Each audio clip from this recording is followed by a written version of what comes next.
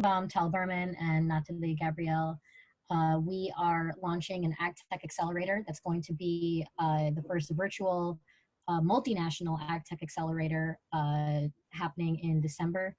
And as part of AgTech Week, as part of Climate Week in New York City, we are going to be discussing how AgTech as an industry can affect climate change. So I want to thank our sponsors for this event, GKH Law. And they're one of the largest firms in Israel, and I have worked with a lot of startups and are very active in the space. So thank you very much to GKH Law for hosting and enabling this to happen. That's it for me. Before we step into introducing our panelists, I'd like to give the floor to Dana from Growing IL to say a few words. Thank you so much for Innovation Group for inviting me, and a special thanks to Tal Berman and Shelly Golan, of course. I want to share my screen for a sec.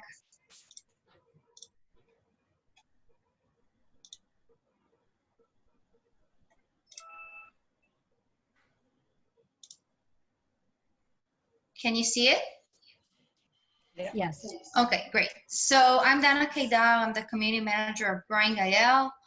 Growing IL is the Israeli AgTech community. It's a nonprofit joint venture of the Israel Innovation Institute, Startup Nation Central, Ministry of Economy and Digital Israel. As for our goals, we have two goals. The first is to support the growth of the Israeli AgTech sector and enhance implementation of innovation within our field, while at the same time positioning Israel as a global innovation center for AgTech. We think that as a community player, we have a unique positioning which allows us to bring the ecosystem together and providing them with a supporting platform for knowledge sharing, collaborations, and networking. We do it in a few ways. The first is ecosystem development, which includes creating events, tools, and opportunities which answers unmet needs of our members. The second channel that we have is implementation. We're trying to bring together the high-tech access and the industry access by creating open innovation processes that eventually will lead to joint POCs, pilots, and implementation. So that's us really briefly and short. I invite you to join to our community and stay up to date on AgTech events.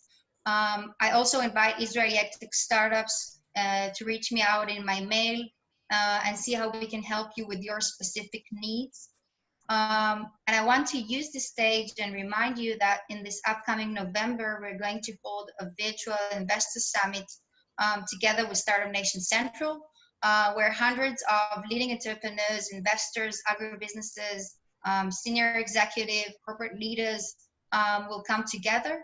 And this is your opportunity to connect, network, and say face-to-face meetings with the elite of the Israeli agri-food tech ecosystem.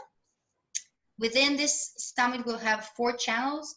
The first is a Startup Expo, where Israeli agri-food tech startups will have an impressive profile, which will include the information about their company, marketing materials, recorded pitch, point of contacts, chat and face-to-face meeting options. The second channel is an Investor Expo, which will look the same as the Startup Expo.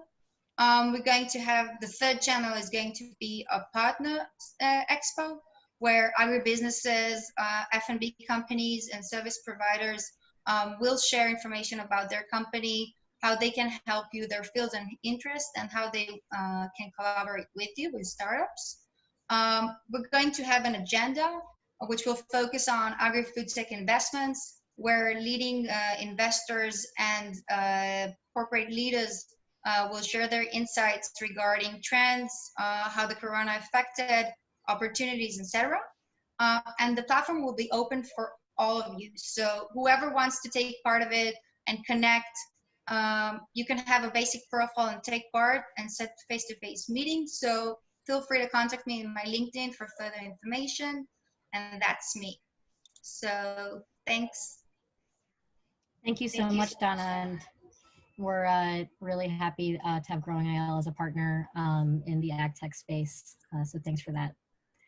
Without further ado, I will let our panelists introduce themselves. I do want to give a little context that this is a really exciting group of people who represent both the investment side of AgTech as well as the entrepreneurship operator side of AgTech. So I think there's a lot of really good insights that could come out of this. And I'm just going to go in the order that I see you on my screen. So Roy, you are first. Oh, you're on mute, Roy.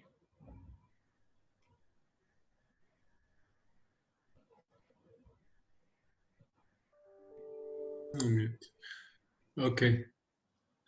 Shalom, everybody. I'm Roy Livnet, Chief Business Officer of Plant AgBio. Nice to virtually meet you all. Plant AgBio vision is to impact global food security, and we are doing it by improving plants' yield and plants' tolerance to different kinds of stresses, including drought and other climate-related stresses. We have a unique and patented discovery platform, gene discovery platform. And the genes that we discover go to two product types. The first one is improved seed. For example, an end product like this can be a corn with improved drought tolerance, meaning that this corn can give 10% or more yield in drought case. And the second product types are external biological applications. For example, we have a collaboration with ICL, which is a leading fertilizer company, to develop crop enhancers. This product, when sprayed on a crop, gives 15% or more yield. And one of the use cases that is more relevant to what we're talking today, that if we anticipate some wave of cold, heat, or storm, we can use this product. We were founded in 2014, and we have collaboration with leading seed companies and ag-chem companies from all over the world. Thank you so much. Sarai? Hi everyone, I'm Sarai Kemp. I'm VP Business Development at Trendline's Agri-Food Fund. Trendline is a group of investors. We invest in two fields, medical device and agri-food technologies. I belong to the agri-food technologies. I think we've been the pioneers of investment in this field in Israel for sure. We started out 9 years ago. Since then, we invested in about 30 to 40 companies. Our main vehicles of investments are incubators, both in Israel and Singapore, both supported by the local government, matching funds. And on top of that, we have two venture funds. One is with Bayer Crop Science, that is investment in seed stage together with our incubation program in the technologies that are of relevance for Bayer Crop Science. And recently, we also established a new fund based in Singapore. The anchor investor in that fund is Temasek, and that fund invests globally in startups at different stages across the supply chain of agri-food technologies. Thank you for that. Israel, you're next.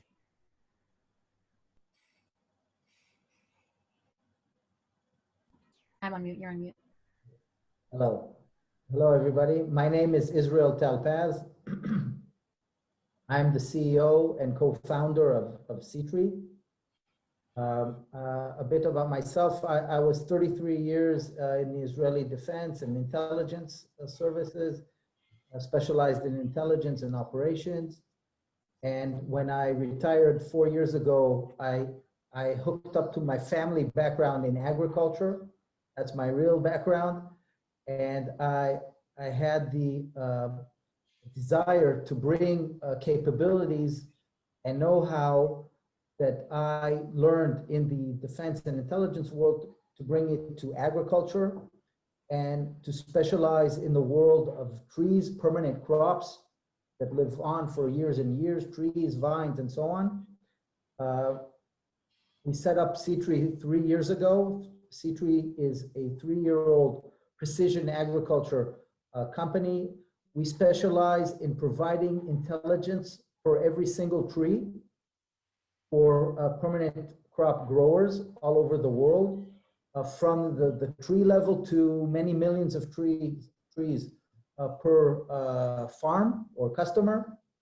And we collect the data based on aerial imagery, ground sensors, and ground imagery as well. All of this is combined together and creates a digital tree-centric platform.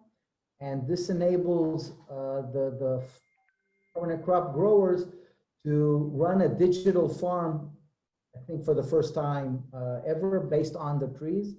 Trees become digital entities, and we monitor the health and disease situation and fruit production. We assess the fruit on the trees months before harvest time.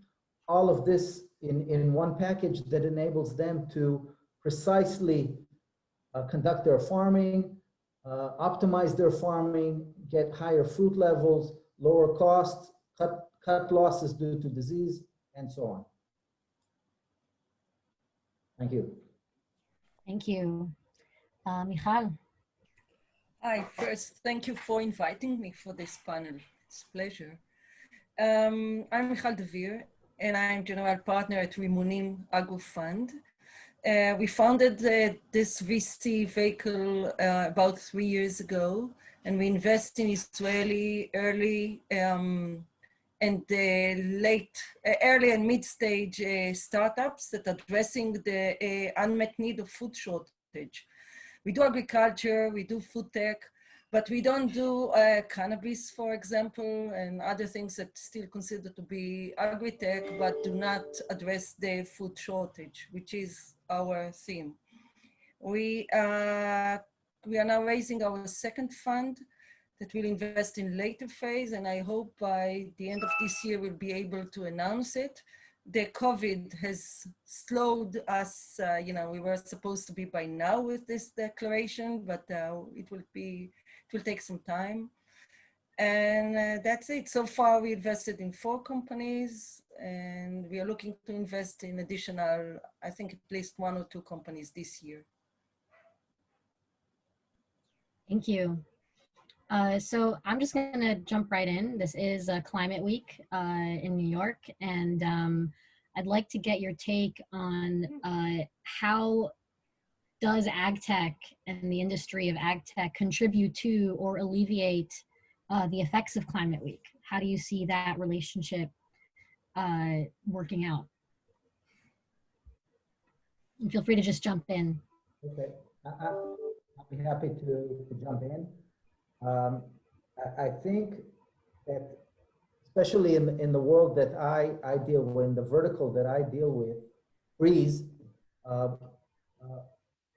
the big difference that we can see, the huge gap, especially in the field of data that the farmers have is so evident that they're not utilizing capabilities that are available today in many other segments in the world. That gap is causing a lot of losses, huge losses. They're so far from optimization. And when you combine the climate challenges that you see today, it just increases and grows the amount of inefficiencies and the losses that each farmer has, and that results in less food per piece of land or per resource, less profits, more difficulties for the farmers, and basically more environmental losses, and so on. So I think that the climate issues just increase the challenges that there are there anyway in this field. I'll give one example. Trees are analog today, and a tree is a production unit. It has inputs and it has outputs for 50 years.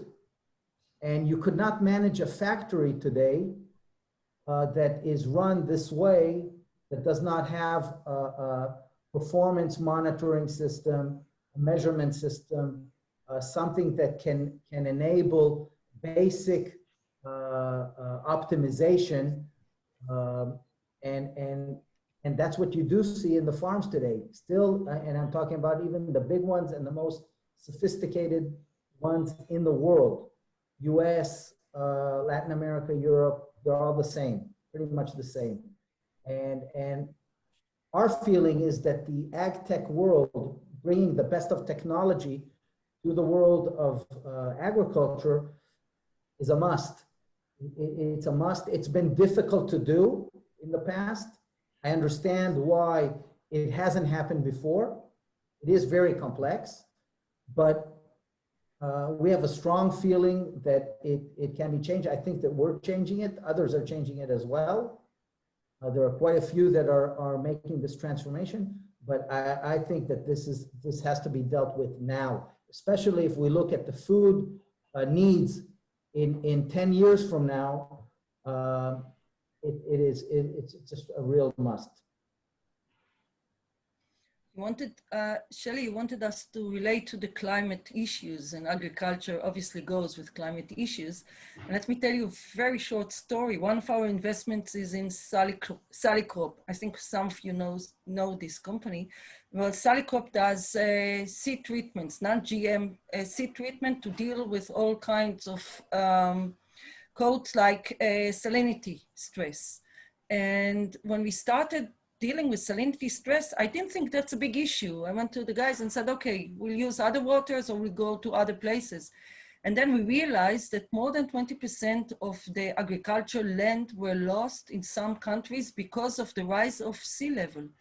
And the land and the water are too salty. Now here in Israel, we all know, we all deal with water salinity. You know, we live near the sea, or we have places in the south where we cannot grow because water are too salty. But about the land, we didn't think that that's an issue. And now, I mean, we started as agriculture, but you can link it to climate changes as well. I also wanted to comment on that, actually talking about agriculture from the damaging perspective. I think I read that about 25% contribution to GHG emission comes from agriculture or food production. So this industry is definitely has a major effect on climate change. Fortunately, I think that the common practices in agriculture, in the climate change perspective at least, are not working anymore. We're talking about resistance to traditional chemicals, salinity, like Michal mentioned, so the traditional seeds don't work as good as they used to with salinity issues. So agriculture needs to change. And AgTech is one of those driving tools to implement new tools into having a more, and I don't like to use the word sustainable, because I don't think this is a driving force for agriculture. The driving force for agriculture to change is consumers, regulation, and the common practices that are not good enough. And we have to change for better practices. And those better practices, because of regulation, because of consumers, and just because of technology issues, and maybe also the big companies that are pushing for that, are more sustainable. And we can give numerous examples, you know, with water irrigation. So you have a bunch of companies that have sensors to minimize the use of water. Anyhow, it's not good for the crop. If we're talking about orchards and precisely grape vineyards, you need to irrigate less. So anyhow, this is good for the environment, but you now have also the tool to help the farmer to do that. I think, you know, generally speaking, that most AgTech startups are tackle different angles of the same problem. And this is basically how can we produce more food with less resources. Now, this is, we are used, or I think at least 5 years ago, it was the main driver for our industry. But we start seeing it was always related to climate changes and being more sustainable or environmental friendly. But now we start more and more measuring. So there are some trivial examples, you know, that are very trivial, because if we, for example, if we produce the same level of food with less land, we can use this land for other forest or other targets. But there are also many other examples that are more specific, and we need to go deeper and find the relations. But for example, if we're talking about crops with improved insect tolerance or herbicide tolerance, there are many new market researchers that one of them from about three months ago come and say that he measured basically the saving in emission, the saving in the emission, come and found that using improved seeds, giving you something that is relative, the benefits of removing 15.3 million cars from the road for 1 year. It's basically half of the cars in the UK. So this link, we are not naturally doing it, but I think it's something that is coming more and more into our consciousness, and the same goes for climate challenges. Thank you for that. And I want to talk a little bit about something that you said, Sarai, which is that you don't believe in sustainability. And I think that that's something that you hear more and more from people who are in the business of what would many consider to be sustainability. So my question is, what does that mean to you or not mean to you? And what words should we be using instead? What should we be looking for instead when we're looking for practices that we should be supporting that could mitigate climate change? Just to correct, Shelly, it's not that I don't think sustainability or I don't believe in sustainability. I don't like using the term sustainability. And I think the reason is because it is overused. So it has lost its meaning, basically. To be honest, I actually do believe in sustainability. I do believe that if we do things in a better way, both environmentally and socially, it will benefit us all as a society. So this is my personal belief. But from a business perspective, especially as investors, we do have it. It's part of our statement, okay? We want, like Michal mentioned, there are certain things they want to invest. So we want to invest in a cosmetic application, or we want to invest in cannabis as well. For those specific reasons, because we do want to invest in technology that will have a positive impact on the environment. But as investors, you don't want to put it as your main flag, because then you will be tagged as certain investors that maybe the financial return is less important for you. And I think the challenge is to find a balance between showcasing that you are for profit, that you have your financial return at a very high priority, but at the same time, you're able to invest in technologies that will have a good, impactful environmental effect or whatever. But it's a good question on finding the right word, and I don't have an answer for that. Anyone else have any potential words that we could be using, or? Maybe environment efficiency or environment friendly, okay? I think that the issue, I totally agree with Sarai. I think that the driver is to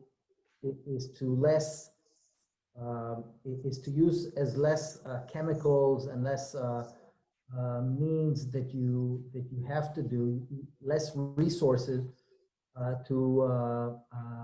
and still gain much more food out of it. Okay, and if you're efficient that way, it's a win-win-win, meaning the farmers win, and they get better profits. The customers win, get more food, and the environment wins because there's less effect on the ground, on the soil, on the environment, and so on. So that's a rare case. Everything goes in the same, vectors are in the same way. So if you are more efficient in your growth and you use the precise amount of materials and resources, everybody wins out of that. And that's why I think that environment efficiency or something like that is better fitting to this case. Absolutely. I just want to make sure that anyone else want to say anything on that? Cool. Well, I think that that brings up, another topic that that I think comes to the front of mind, and we have here on this panel, we have founders of startups and companies that are creating the products and the practices that are supporting these initiatives, and then we also have on the other side the investment vehicles that put in the capital that enable, in many ways, for those startups to grow and continue their mission. Both entities have to survive financially in order to continue to grow. And so I'd like to maybe talk a little bit, if all of you kind of on both sides of the coin can tell us a little bit about a scenario in the past or maybe currently where there may have been a conflict between bottom line and sustainability, or whatever word, environmental impact that we want to use, and how you navigated that from a founder perspective or from an investment perspective.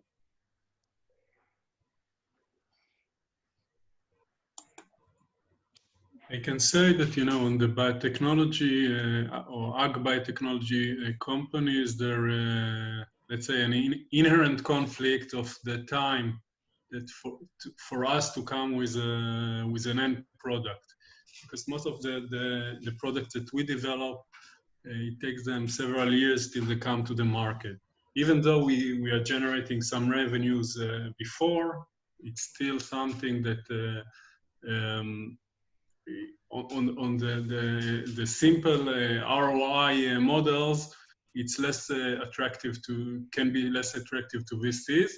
However, we see VCs with more, let's say, ag focus or also impact focus that are more ready to give us the chance to and the time to bring our products to the market. I completely agree with Roy, because we have a venture fund with Bayer, and this is precisely the reason why we established it, to invest in biotech companies. This is our interest and Bayer's interest. And I would say that without Bayer, it would be very difficult for us to invest in such a technology because of the timeline. Even if you talk about biologics, it would take between 5 to 7 years until full commercialization, let alone chemicals. And we're still working on chemicals. It won't go away, but they're more environmentally friendly, obviously.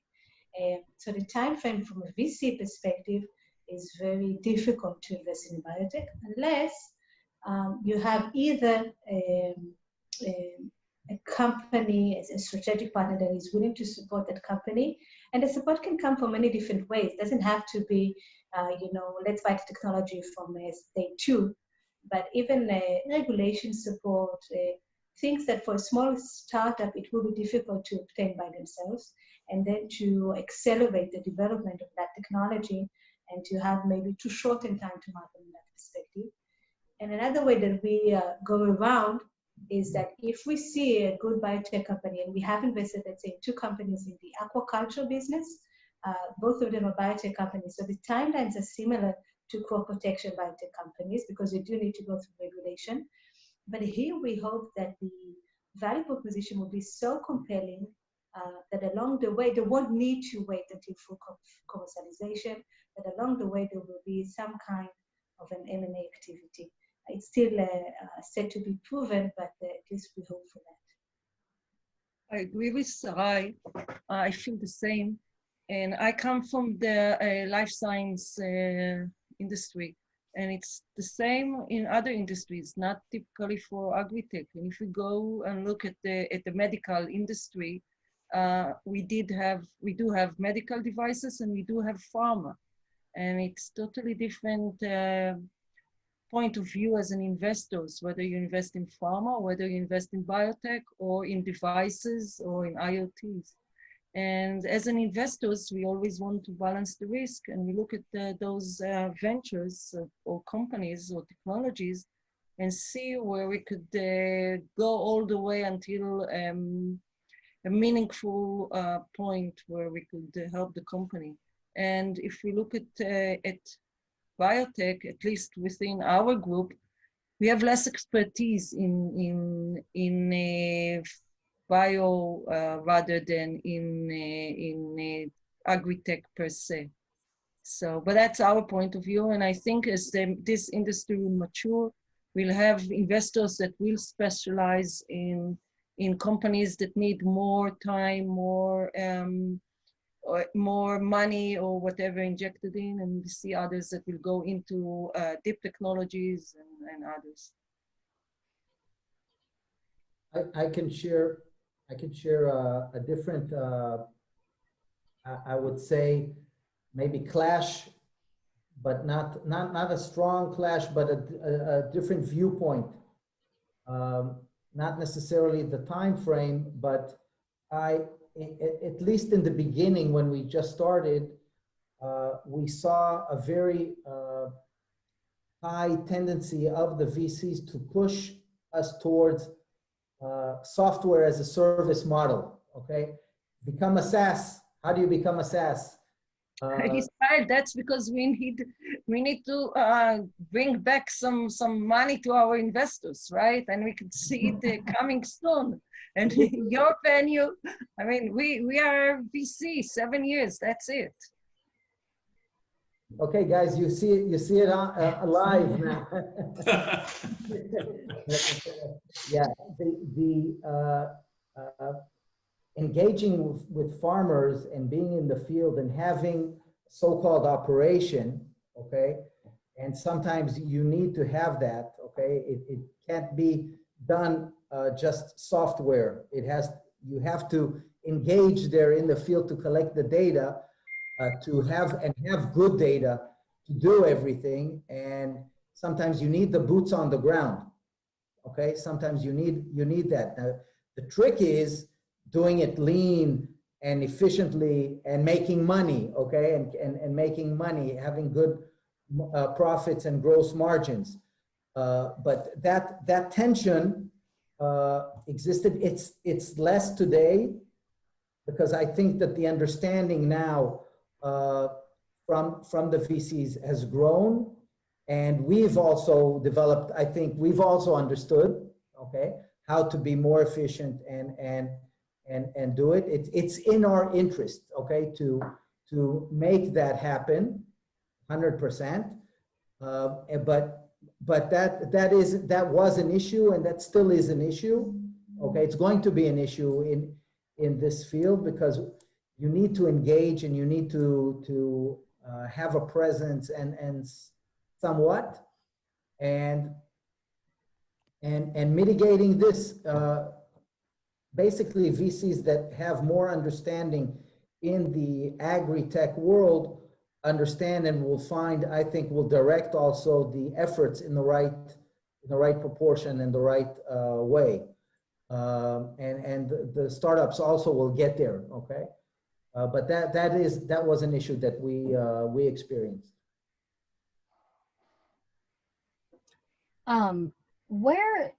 So I'm hearing, we saw it live happening, that there is an internal conflict in interest, not a conflict in interest, but there are separate interests that need to align.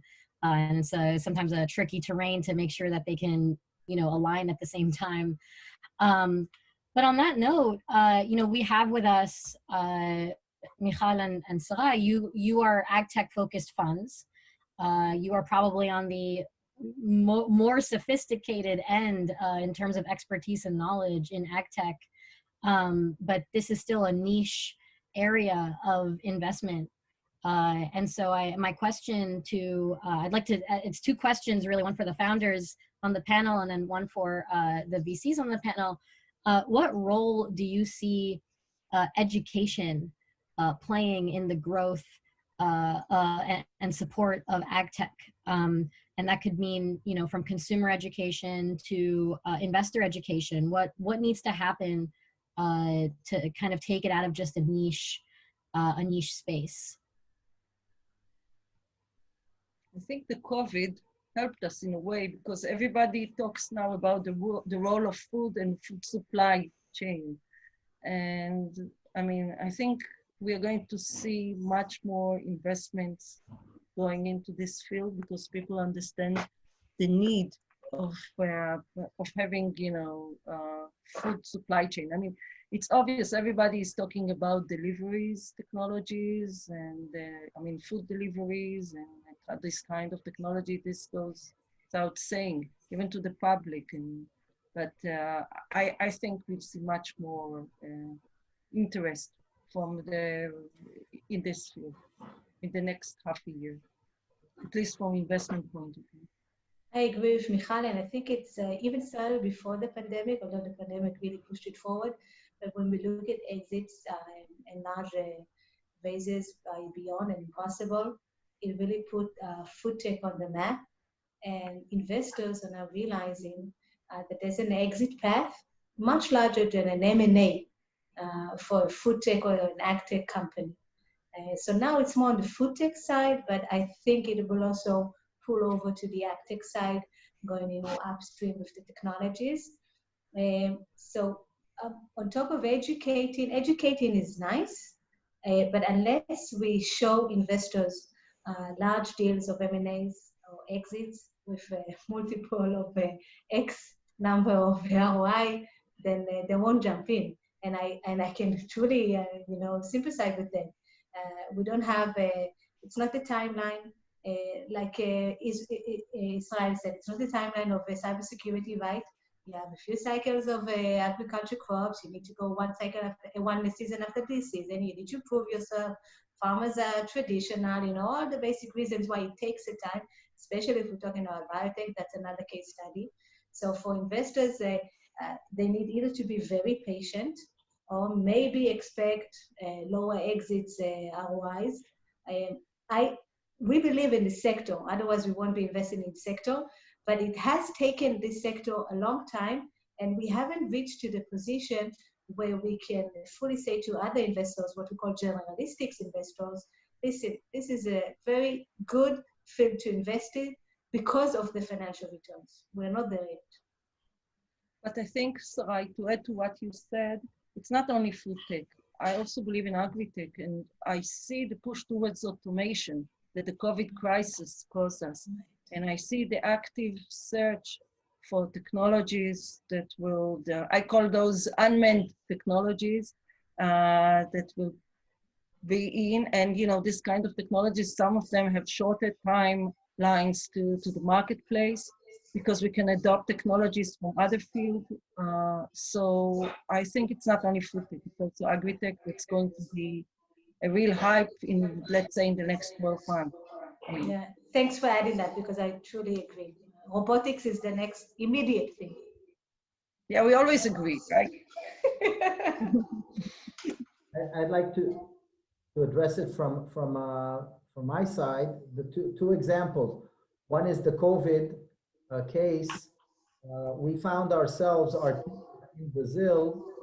Brazil was hit hard with COVID, and our teams were covering 50,000 hectares there of citrus, and the farms did not send out people, and we were the only ones. We received authorization to our teams there to go and fly over the farms and produce the analytics and the results and show the farmers what's the situation in their field. And suddenly we were the only ones there. And we had Zoom calls with 60 people in a farm, a huge grower that has 25 farms with all of the agronomists, everybody at home. We were from here, from Israel, and they were there at their homes, and they saw the status update of their farms through our system, and they defined the priorities based on our data. It moved us very fast, very fast forward. Like Michal said, this is pushing us very fast forward because it is educating them, okay, through the constraints. And now they're using the scouting that they used to do, general scouting, walking through the fields, totally different now. with those customers, and we're seeing this all over, and that's a big issue.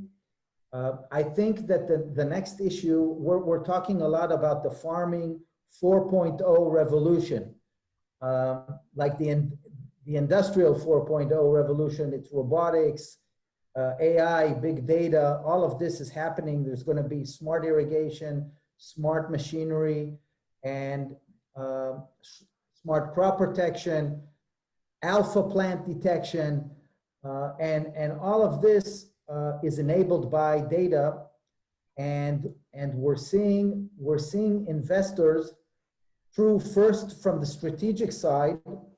They're jumping in. And they're putting in money to invest and to participate in this event. And we're fortunate to be part of this and enjoy this. And I think that the other VCs, the classical VCs, okay, will join as they see this happening. Of course, we need a few pioneers. We need those that, because they all say that if the second thing that they say to me after you need to be SaaS model, there are no exits in this field yet. So right. We have to deal with that. There will be exits, okay? There will be M&As. It's just a matter of time. Food is the food need, and the agriculture need is happening now. So I think that this is actually happening. I would like to come from a different view. I think, for us, for me, we need to better teach ourselves. We see the goal, the faraway goal, and we really believe in it. And but we need to also speak better the language of VCs. And really put it into business models, and also if there will be like clear success cases, for sure it will be very helpful. On the other hand, I think VCs, even in the ag, tend more to go to technologies that are coming from different verticals. For example, if it's go to smart irrigation or decision-making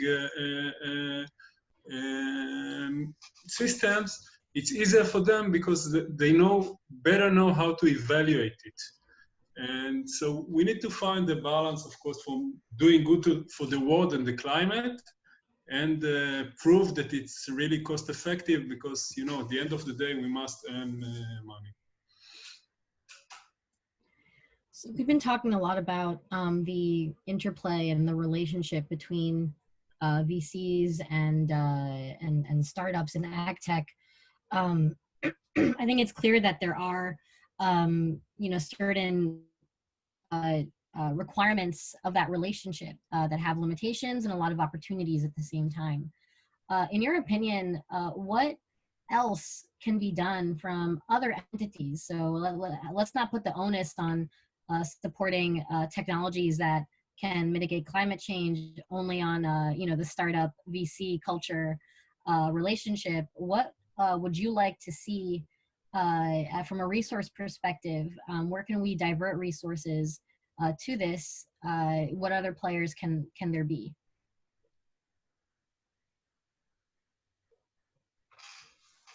So I think, for sure the big organization like the Gates Foundations or something like this, that started in a way that they are more open to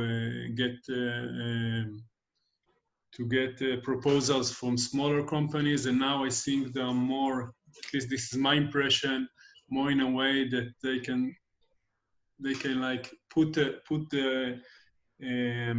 roadmap to the plan, and usually using bigger companies.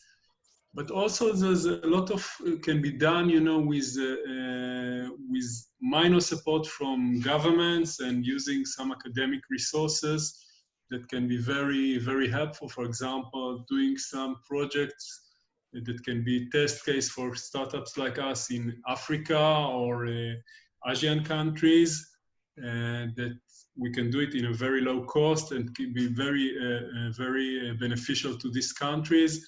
And for us, this is something that we can further take to other countries and make the most of the revenues there.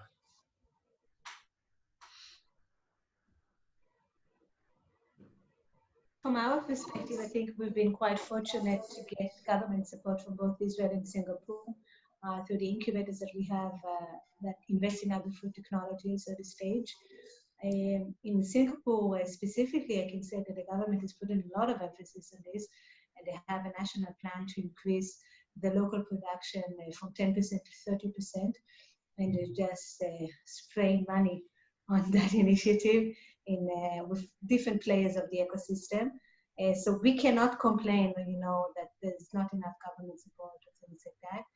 I do think that big money needs to come into this industry, and big money usually tend to come from institutionals and, private equities, these types of financial investors. Sarai, so you talked about the fact that you've recently launched a fund in Singapore and that you've gotten support from the Singaporean and Israeli governments. We ourselves are in an international panel here across the world.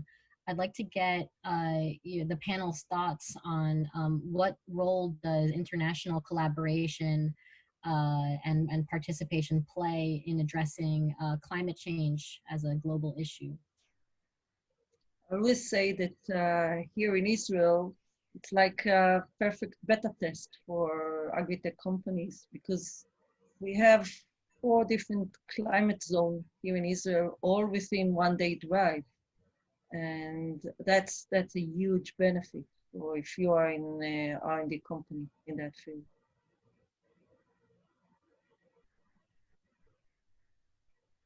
I think that if we are talking about the climate change challenge, it's not going to be solved without cooperation, global cooperation. It's not a task for one country. Even if Israel will have like an aim to decrease emission by X%, it's nothing, right? From a percentage perspective compared to the total emission. So it has to be a global initiative. I think it has to be monitored by the governments. It has to be with sanctions. Otherwise, nobody will do it. Nobody would care. And we'd have, I think, also to look at the 80-20% rule, because a lot of people are talking about the consumer of the plastics that we use at home. And I read somewhere that it's a fraction of what, let's say, a gas and oil industry are doing with gas emission. So let's focus on the big picture. And to do that, we need, for sure, global cooperation. Can you tell me a little bit more about the 80-20% rule? Can you just define that for the attendees? Yeah, so in Israel, for instance, recently there was an initiative to stop using plastic, the forks and knives and the plates, and to start using reusables ones. And there was a whole campaign, from the local municipalities and other government agencies to convince you to stop using that. But if you look at the global change or the global effect that this will have, it's nothing compared to, somebody else who's polluting, whether it's agriculture, whether it's the clothing business, fashion business, or if it's oil and gas. So we should focus on the main issues which contribute to 80% of the pollution, and rather than the 20% of that. And that should be a global initiative. Doing it country by country will be meaningless, I think. I think, Sarai, because you work a lot with Singaporean companies or governments, they are champions in putting long-term goals and putting the focus on where you need to do it. So I think, we need some governments or big organization to put it. If a company like Bayer, ADM, or Cargill come and say, we are doing some competition for this and this goal, This is something that will bring a lot of innovations, and for them it's not. It's can be more beneficial for the climate than saying the employees in the cafeteria from stop using plastic bottles. Yeah, climate change is a big issue, and if we're not, we need any help that we can get. I mean, we need to. It's a global issue. It's not something locally. I referred before to R&D thing. You know, that's when you start the thing. But if you want to have a real impact, you have to be collaborating with everybody else, all the way, all around.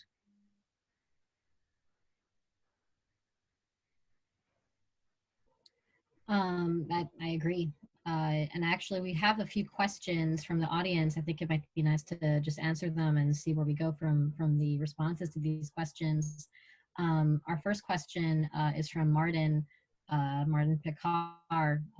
We do optimization of logistics. How do you see the importance of that? Also regarding home delivery, etc.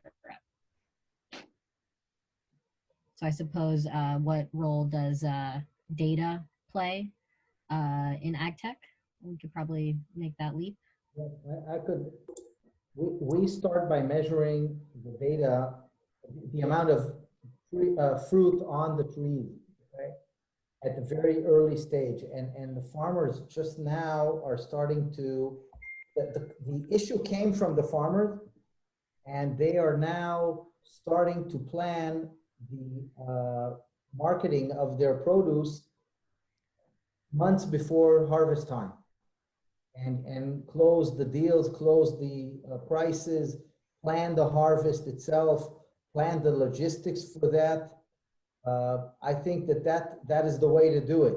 Okay, and I think that chain of events has to lead all the way to the consumer, meaning knowing what is the situation that is happening, the food situation that is happening when it's growing, maybe in the future even predicting better and planning this accordingly. That's the next step.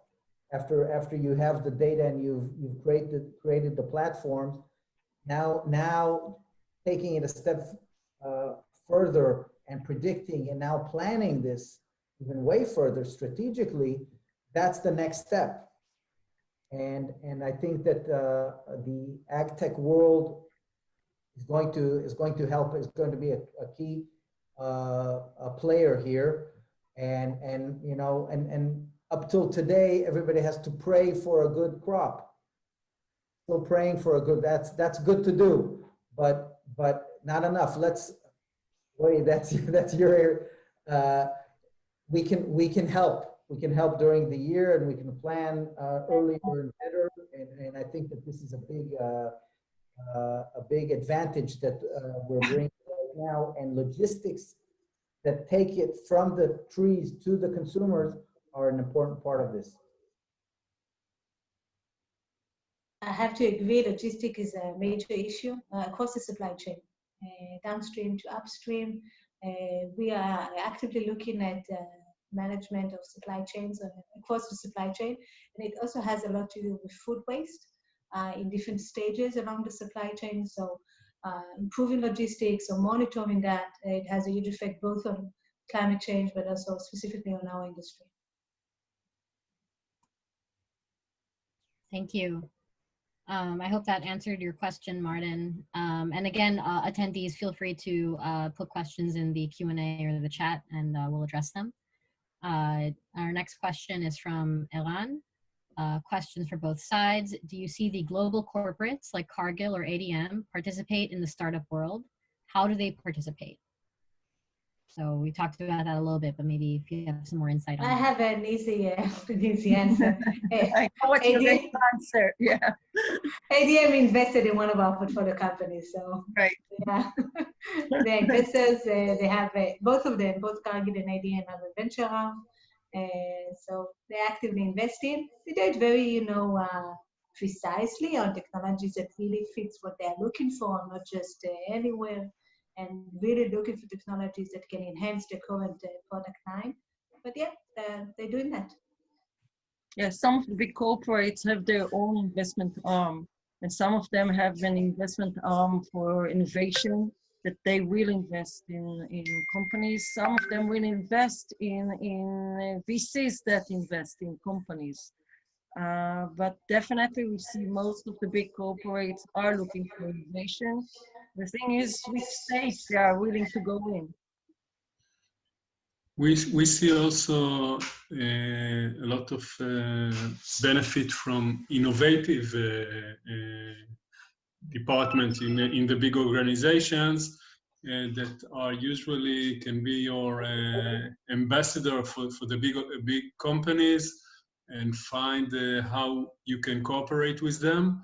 And the advantage of for them to work with us, that we are fast and we are not afraid of failing here and there. Not that we're doing it, but we're not afraid of it. And but for us also to work with big organization, it's the give us also a little bit of what Israel said before, the leg in the farmers, the understanding of the farmers, the end clients. And also there's a lot of expertise that it's hard for us as small companies to get for free. And in big companies, like expertise like formulations and other stuff, if you find the right partner in the organization and you find some joint project, even if it's not very, very big strategic project, it can be very helpful for startups. Thank you. We have a question from Liran. Why farmers in developing countries do not widely adopt the principles of precision agriculture despite developing simple tools and techniques that can be easily followed? I'll jump on this, okay. First of all, it's not farmers in developing countries, it's all the countries, okay, even developed countries. They're slowly, in the past, it's been very slow, the adoption of these techniques. And I'll tell the first reason is that it's not their fault. I think that the solutions that were around were not good enough. Were not accurate enough, were not consistent enough, and not comprehensive enough. Meaning, if you take an aerial image from a plane or a drone, it has to be very consistent, very accurate for the farmer to act on that, okay? He needs to understand it and he needs to act on this, and it has to be very, very accurate. And if it's not well calibrated or well packaged for him, it's going to be hard for them to do something and to make a decision about that. And that is not something simple to do, okay? The tools are not simple. They're complicated tools. They're very multiple tools that you need to incorporate together to get that accuracy level. And so doing it it's not just flying the drone, okay? It's the whole system has to be, it is a complex, and doing it right is difficult. That's one reason. I'll give you another example, quick example is sensors. You can put a very nice water moisture sensor in the soil, or a sensor on a tree or a plant that is very, very accurate on that tree. But there's generally about one sensor per 10,000 trees. What do you do 50 meters from that sensor? Is that the same picture that the farmer has? The sensor is not at fault. The sensor is good, but the system is not complete enough. And so that's another example of showing that the tools are not that simple and not simple to use, and they are complex, and you need a full comprehensive one for a farmer to really make a decision, okay? And it has to be easy to use and easy to understand, on time, consistent, and all that to work, and that is hard, and the industry was not there in the past. I think in the past maybe 2 years, You're seeing companies now that are doing it well enough, and I think that's why you're going to see now it move very fast forward. We're enjoying good adoption from farmers, and fast even. By the way, faster in developing countries than in the more developed countries, because they have more needs, and so we are seeing that happen. I think sometimes the answer is, oh sorry Roy, I think sometimes the answer is more simple than that. I think it relates to ROI. And if you're talking about developing countries, many of those farms are run by family business or small farm holders, and not the big farms that you see, for example, in the US or Brazil. And for the small farm holders to make a decision that the ROI will be in 2 years' time or 3 years' time, it's a very, very tough decision. Even if you convince him or her about everything you said, Israel, about the accuracy, about the ease of use, it's a very tough decision. They want to see something that will get a fast return, less than a year, and that's it. And I think that's the most critical hurdle in developing new technologies in developing countries. I really think that I agree. I think, you know, the example that you get to put a drone in the air, a very precise drone in the air for one farm of 2,000 hectares in the USA is not the same as to put a drone in the air for 2,000 small farmers in one village or two villages in India. You know, you need to change the business model. So there will be changes. We see them, but there need to be adaptations for this, or government support. I'd like to comment on that.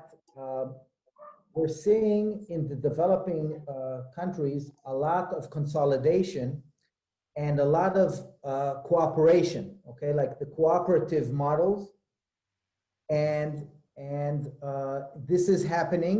This is happening a lot for other reasons as well, for machinery, for marketing, distribution, all of that. But so they are setting up, and they are working more and more together. And I think that's the future. It's going to be this kind of cooperation, combination, or just the big ones buy the small ones, contract them. We're seeing all of this happening. And then our models are relevant for these cooperatives, okay? We've been approached by quite a few. They see the ROI because they have big problems. They see it fast, okay?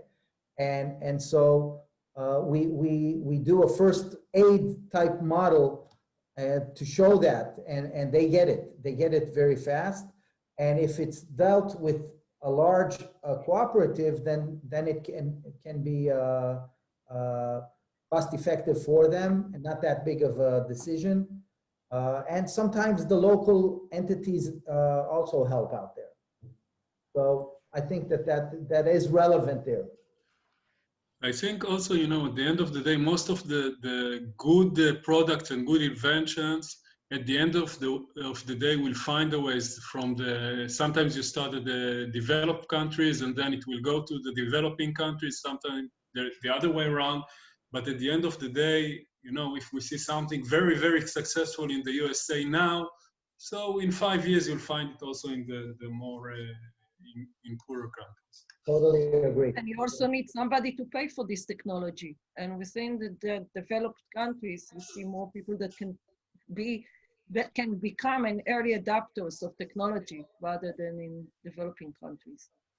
Just to add another layer of complexity to that, there's another thing of go-to-market. There's a great report by Grow Asia on go-to-market for small farm holders in Southeast Asia. And they lay out all the difficulties of selling those types of products for the small farm holders, not just from an ROI perspective, but just who to sell it to, who is the decision maker, what type of tools will they use. For instance, they're not using computers, maybe just using mobiles, how is the information needs to be displayed. All of these small things that if an app company that is developing a management software for a farm in the USA doesn't take into consideration. So it's not as an easy adaptation as one might think.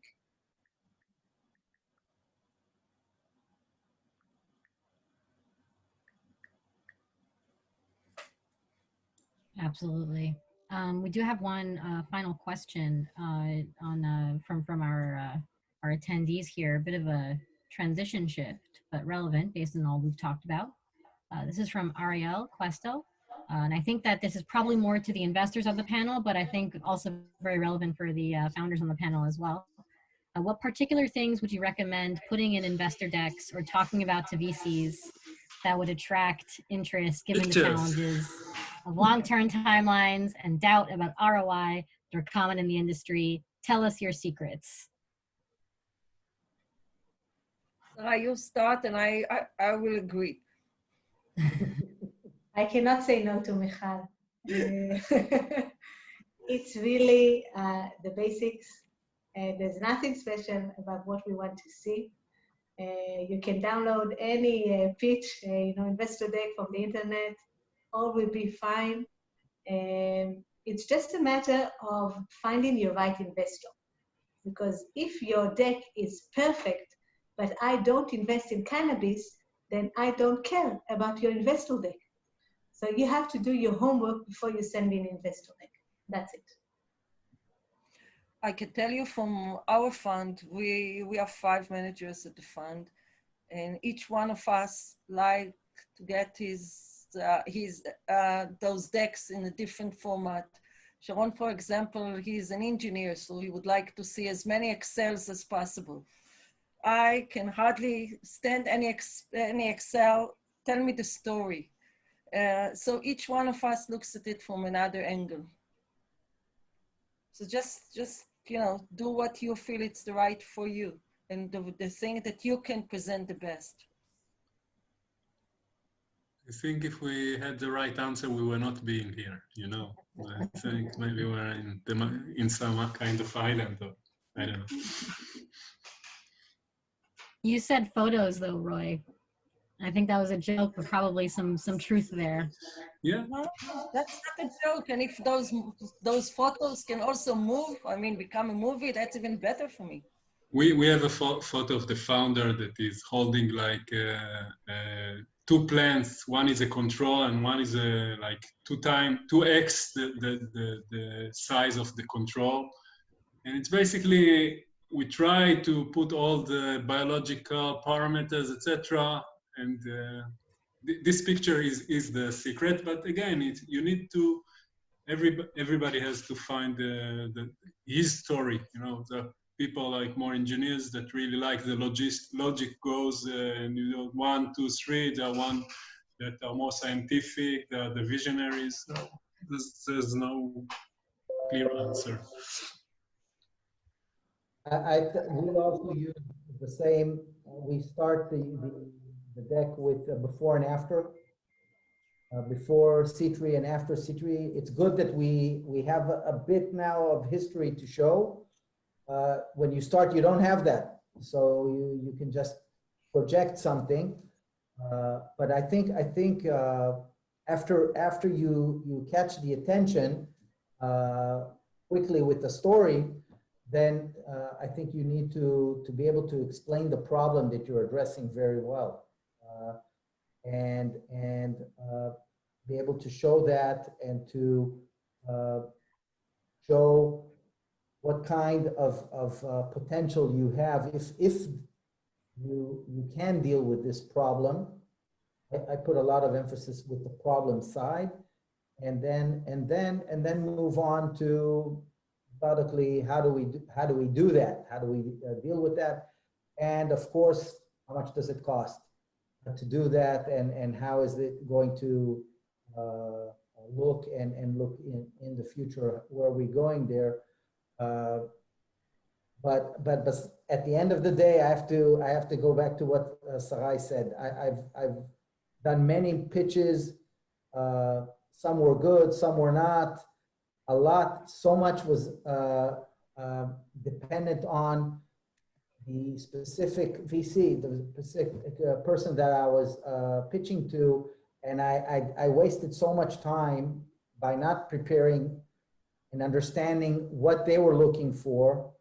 And that is very, very important. Understanding who you're going to pitch to, what their interests are, what their experience is. It doesn't mean that you can't come with something different, but you need to, it's more and more targeted. It has to be more and more targeted, more and more planned. You need to find this out. You can ask about this beforehand, not waste time for you or for them, and be well prepared there. If one thing to take, I take that as well. And if another thing I would add to what was just said here is if you have a chance to talk to somebody who really got investment from that investor, that could be really helpful. Thank you for that that insight from both sides. We're about ready to wrap up in a bit, but I would like, as our final question, to go around our virtual room here, and I'd like you to talk a little bit about something that you're excited about, that you're looking forward to in the industry, in AgTech, in our fight against climate change, something that we could hold on to as something hopeful as we near the tail end of 2020 and enter the next year. I'd like to jump in. I'd like to, I think we're really excited moving forward with partnerships that we're creating right now with big players, huge players in irrigation and in machinery, and seeing this happening now, okay? And this is actually going to happen in the next year. It's going to start in the next year, and it's going to move I think it's going to move very fast. And this is really exciting. It's putting the data with the machinery, and not just data from us to the farmers, but now there's going to be machinery coming in and infrastructure that is connecting to that. And that is really, I think that's exciting. That's going to bring the revolution fast and evident.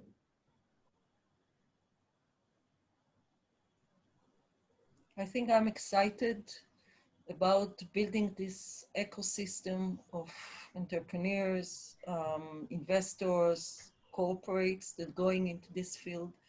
And if I look at, it reminds me, Sarai, the first AgriVest conference that you guys at Trendlines organized here in Israel. I think it was like 5 years ago, something like this, and maybe more than less. that, and we had 100 attendees, and the last one we had 1,000 attendees. Exactly, and I'm looking forward for the next one to see 2,000 attendees. I hope everybody will be able to fly in. I'm excited about Israel becoming a real global leader in that field of agri-tech. And well, I hope, that 2021 will be better than 2020. Looking forward to the next AgriVest.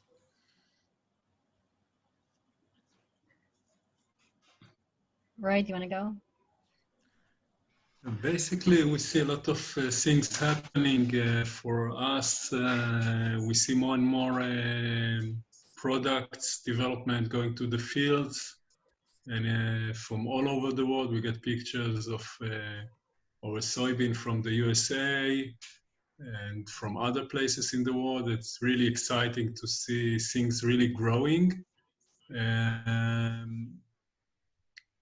are many difficulties that we are facing, like the rest of the world, to start using this, all this Zoom-related interactions that is, on the one side, is it's very effective. I'm in New York now, but on the other side, it needs to bring also a new set of tools, especially for me as a business guy, to find how to do business without seeing the other guys or without feeling them. But we see a lot of good things happening, even with the COVID, and I'm pretty sure we'll see more and more good things happening in this coming year. I'm looking forward to closing our second fund. We had the same challenges like Michal mentioned. Pandemic really put a halt on every investments. And also the ability to meet people face to face, having an actual agriVest and not a virtual agriVest. So let's hope for that. These are all great things to look forward to, and I think that's one of the lessons of 2020 so far is we need to keep looking forward and do what we can to get there. Oh, thanks for responding to that, Israel. So with that, I'm going to wrap up. I would like to say a few parting notes to our attendees who stuck with us for so long. Thank you for listening to our conversation. On our front, on the renovation front, it's our pleasure to host all of you panelists. Thank you for what was a true panel with discussion amongst each other, and it was a pleasure to moderate it and basically let you guys steal the show. So thank you for that, and we look forward to doing more of these events with you in the future. If you are interested, any of our attendees, in keeping track of the updates for our upcoming International AgTech Accelerator, I invite you to check out our website, renovation.xyz, or follow us on LinkedIn. Feel free to follow myself or any of my team on LinkedIn, reach out to us with any questions. I know that we have a number of entrepreneurs, aspiring and existing AgTech entrepreneurs in our attendee audience. So definitely relevant for you. And my background is in accelerators and as an AgTech founder. So feel free to reach out to me with any questions that you may have about that. You can find me on LinkedIn as well. I also want to, on that note, give another shout out to our partners and sponsors at GKH Law. They are one of the most experienced startup law firms in Israel and around the world. They have over 30 years of experience working with the specific needs, legal needs of startups from seed to Series A and beyond. So definitely check them out. Reach out to us if you want any more information about them. Feel free to reach out to their team directly. And this has been a true pleasure. Plenty of events happening this week in Climate Week. And I invite you to go onto the website of Climate Week NYC to see if there are any other interesting events that you could join. And if you are interested as well, final thing, I promise, in a month from now, there is New York City AgTech Week, which I'm producing as part of the New York City Ag Collective. And there are going to be panels from international interests to talk about how, a little bit more in detail, how we could be collaborative in AgTech as a space. So you are welcome to go to nycagtechweek.com and learn more about that as well. So thank you again, everybody, and have a wonderful rest of your day.